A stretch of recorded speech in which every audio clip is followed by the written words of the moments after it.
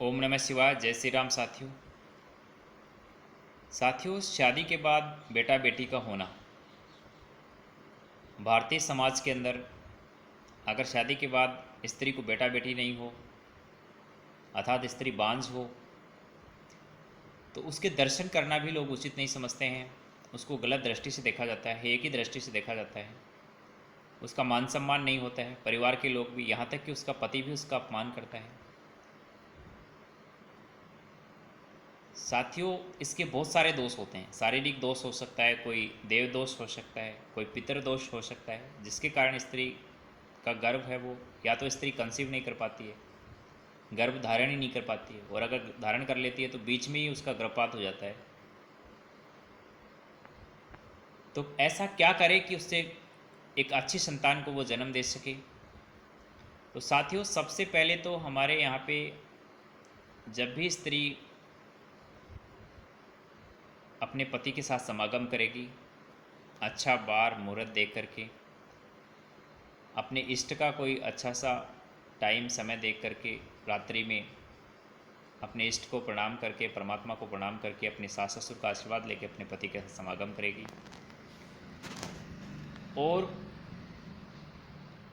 अपने देवी देवताओं का आशीर्वाद लेगी, मंदिर में अपने कुल देवी देवताओं का आशीर्वाद लेगी।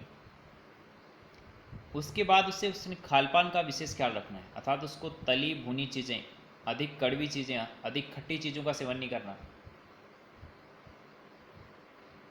धूम्रपान नहीं करना, मांस मदिरे का सेवन नहीं करना। क्योंकि आजकल लड़कियों के अंदर मानसिक ये आदत ही हो गई, एक दोष ही हो गया कि मांस मदिरा भी खाने लगे हैं, शराब भी पीने लगी। तो इन सब चीज़ों का उसे सेवन नहीं करना। तेल और गुड़ का सेवन नहीं करना।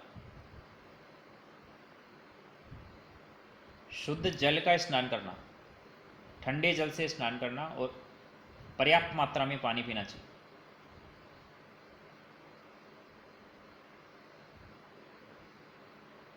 देखो, लोग बहुत सारे विकल्प आजमाते हैं, जैसे टेस्ट ट्यूब बेबी हो गया, या कोई मदर खरीद लेता है, यानी कि दूसरी माता के गर्भ से बच्चा पैदा करवा लेते हैं। वो सारे विकल्प हैं, वो अलग है, लेकिन अपने ही गर्भ से अगर संतान हो जाए तो बहुत अच्छी बात है। तो इन सब बातों का ध्यान रखिए। छोटे छोटे उपाय हैं। तो आपको अपने ही गर्भ से, देखो अपना अपना ही होता है, चाहे आप गोद ले लो या किसी का अनाथ को उठा के पाल लो, वो अलग बात है, लेकिन सगा तो सगा ही होता है। क्योंकि जो अपने गर्भ से पैदा होगा वो संतान ही आपका ख्याल रखेगा, उसके अंदर वो फीलिंग्स आएंगी, वो भावनाएं आएंगी, आपके साथ अटैचमेंट रहेगा, उसका लगाव रहेगा।